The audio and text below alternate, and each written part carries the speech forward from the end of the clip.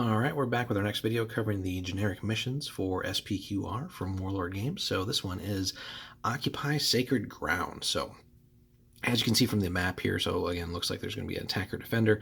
So warbands, both players have warbands of equal denarii in the battle.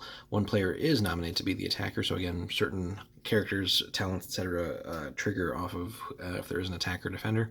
So keep that in mind. This may be decided randomly, or campaign would be the player who made the challenge. Again, tournaments might have another way of determining that, probably just like a simple roll-off or something like that. Again, 18-inch gap here between attacker and defender, but again, that does not necessarily prevent turn one charges. So just be very careful of putting all your stuff towards the very edge of your deployment zone. So again, always know what the opponent is capable of there. So setup: the defending player deploys all their models first in their deployment zone.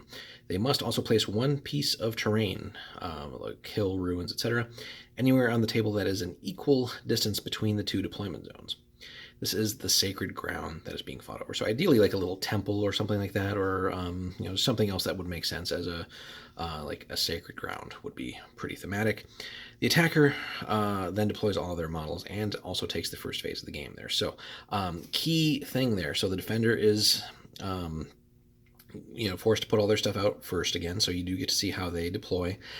They do have the option of putting out the terrain piece, so but again, it has to be equidistant between the two armies, so basically center line of the board. But doesn't necessarily mean exact center of the table either. So so the attacker can already kind of the defender can actually sort of use that to their advantage a little bit as far as how they're going to deploy to sort of maximize that and get to the sacred ground first if possible, and use that to their advantage. But the attacker being able to deploy second, on the other hand, and automatically going first will definitely have a little bit of a speed advantage there. But depending on other terrain and stuff like that, where the defender has placed the sacred ground, would be a factor too. The attacker definitely has a couple advantages here. So again, being able to watch what the defender does as far as their deployment's concerned, and knowing how to sort of counter deploy to take advantage of that and maximize again what your army does best. The caveat here is, again, this mission is going to revolve around basically controlling the sacred ground, so you definitely, it's going to focus on a certain point of the battlefield, but that doesn't necessarily mean, things like trying to outflank and get around to the rear and stuff like that don't come into play there. And the fact that you do get the first turn of the game too, so depending on forces available, so if you have like faster units or even some cavalry and stuff like that, you can definitely make a bid for sort of like getting to the sacred ground turn one without much of a problem there. So then on to the special rules, and it's pretty neat. So if a unit moves onto or into contact with the sacred ground and no enemy is within 6, it can claim the sacred ground. All friendly units within 6 of the sacred ground will thereafter gain a +1 bonus to their melee scores as they redouble their efforts to keep the enemy back. So it does work for both sides. If the opposing warband moves into a unit into contact with it, basically there's no special rule that happens. It's not claimed by anyone, so you basically contest it as long as you can get close to it.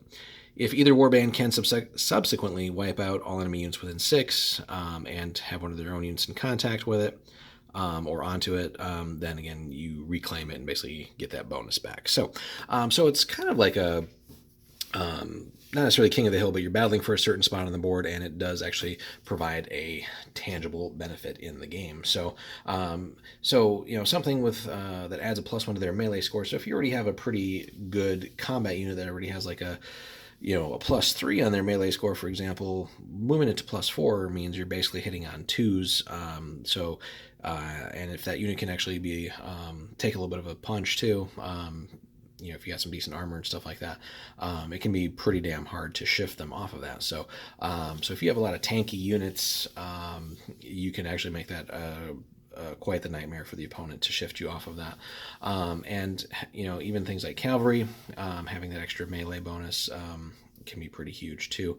So definitely worth controlling it. And then the victory condition is pretty simple. So the winner of this battle will be the side that can claim and hold the sacred ground for 3 consecutive turns. So it definitely then becomes kind of a meat grinder, because there's really no other way to win. There's no other benefits necessarily of getting to other spots on the field, killing certain units and stuff like that. So definitely killing opposing units definitely wipes out their ability or lowers their ability to control it for 3 consecutive turns. But it's definitely going to be some hard fighting over where that is placed. So again, depending on how the rest of the board is set up, where the defender actually chooses to put the sacred ground, if they put it smack dab in the middle, obviously it's going to be a battle for controlling the center of the board. Then, if they put it more towards some of the flanks, that opens up other interesting ideas there too. So, but having to hold it for 3 turns can be pretty tough. So, especially if you're seeing a lot of hard fighting. So a lot of casualties will certainly happen on one or if not both sides. So you definitely want to have some backups in place that can still be claiming to be on or touching the sacred ground, just so that if one of your units does flee or get wiped out, you don't necessarily want to then already have the clock reset and have your opponent start working on claiming it. That said, this is definitely going to be a hard-fought game. Again, it doesn't propose any kind of like turn limit. Certainly, something like a tournament will put a time limit and maybe even a turn limit on this. So you definitely want to have a game plan in place. But again, lots of casualties will be happening here. So at some point, it will be fairly easy for one side to hold it. There's just a certain point where the combat troops run out of models or effective combat troops, and if the opponent has some really beefy units holding it, and you just have like skirmishers or something left, it's probably going to be impossible to retake it. So, but there are no other bonuses or anything like that, so this is really all just about holding that sacred ground. But definitely a fun mission that could also be modified for other tournament play or campaign play. There's other ways of doing that. You could have multiple sacred grounds in like a bigger game, things like that, or taking the idea of the sacred ground, but also having like different types of terrain that need to be held with different rules. So there's a lot of neat ideas that can spring from that. But as far as just strictly playing this one, getting to the sacred ground as fast as possible and holding it, and just basically trying to outlast the opponent and keeping them from any sort of nasty tricks to take you off of it. And again, three whole turns of holding it is going to be quite the challenge. So don't expect to have many models left necessarily at the end of one of these games. So that is the Occupy Sacred Ground mission. We'll be back with more.